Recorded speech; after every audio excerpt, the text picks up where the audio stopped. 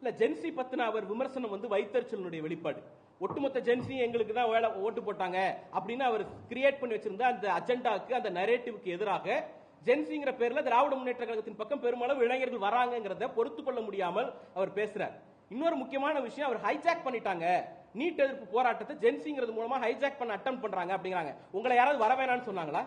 அந்த போராட்டத்தை எல்லா கட்சிகளும் போய் ஆதரிச்சிச்சு. திமுக ஆதரிச்சிச்சு, நாம் தமிழர் ஆதரிச்சிச்சு. அந்த போராட்ட குழுவில் இருக்கிறவங்களே சொல்றாங்க, அதிமுகவையும் தாவேகாவையும் பாஜகவையும் தவிர அத்தனை பேர் வந்து எங்களுக்கு ஆதரவு தெரிவிச்சாங்க அப்படின்னு சொல்றாங்க. உங்களை எது தடுத்துச்சு போய் ஆதரவு தெரிவிக்கிறதுல? நீங்க ஆதரவு தெரிவிச்சா பாஜக கோச்சுக்குங்கிற பயம் தான் உங்களை தடுத்துச்சு. பாஜகவுக்கு பயந்துட்டு தான் நீங்க போய் அங்க ஆதரவு தெரிவிக்கல. இன்னொரு முக்கியமான விஷயம் அதுல என்ன சொல்றாரு, நாங்க கடைசியா நாங்க போனோம் அப்படிங்கிற மாதிரி சொல்லியிருக்காரு போல இருக்கு. எப்ப போனீங்க? இந்த வடிவேலு படகு போட்டிக்கு போவார்ல, அந்த மாதிரி ராஜ்மோகன் அவர்களுக்கு, அமைச்சர் ராஜ்மோகன் அவர்களுக்கு இதே வேலை. காலைல 6 மணிக்கு வர சொன்ன சாயந்தரம் 6 மணிக்கு வந்திருக்கேங்கிற மாதிரி போராட்டம் எல்லாம் முடிஞ்சு போற அளவுக்கு அவங்க மத்திய மந்திரி ராஜினாமா பண்றாருங்கிற செய்தி வந்த பிறகு, மக்களே கூடாரத்தை காலி பண்ணிட்டு போயிடலான்னு முடிவெடுத்த பிறகு இவரு போய் நானும் ஆதரிக்கிறேன் அப்படிங்கிறாரு. மக்கள் கேட்டாங்களே மெரினாவை ஏன் சார் திறந்து விடலன்னு பதில் சொல்ல வேண்டியதானே? அதுக்கு எங்க இருக்கா? அந்த பதில் சொல்றதுக்கு தெம்பு இருக்கா? ஜனநாயக ரீதியாக போராடிய மாணவர்களை ஒடுக்கியது தாவேக அரசு, அவர்களோடு நின்றது திராவிட முன்னேற்ற கழகம். இப்ப அவங்களை டாக் பண்ணணும். பாஜகவோட வேலை இது. பாஜக தான் எந்த போராட்டத்தை எடுத்தாலும் அவங்க உள்ள புந்துட்டாங்க, இவங்க உள்ள புந்துட்டாங்க, அவங்க ஹைஜாக் பண்ணிட்டாங்க.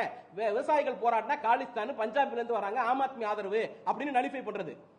இஸ்லாமியர்கள் போராடினா அவங்க இஸ்லாமியர்கள் பாகிஸ்தான் வங்கதேசம் அப்படின்னு டைவர்ட் பண்றது.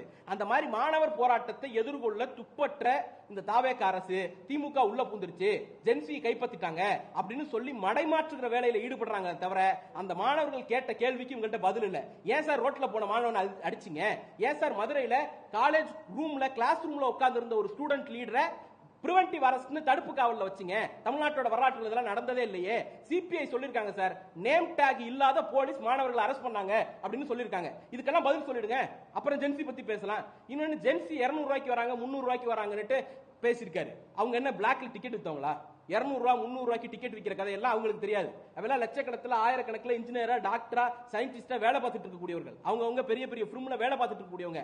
திராவிட இயக்கம், தமிழ்நாடு, திமுக அவங்க வாழ்க்கைக்கு ஏதோ உதவி பண்ணிருக்குங்கிற அந்த நன்றி கடன் அடிப்படையில் வந்து போராட்டத்திலையும் திமுகவுக்கு ஆதரவாகவும் நிக்கிறாங்க.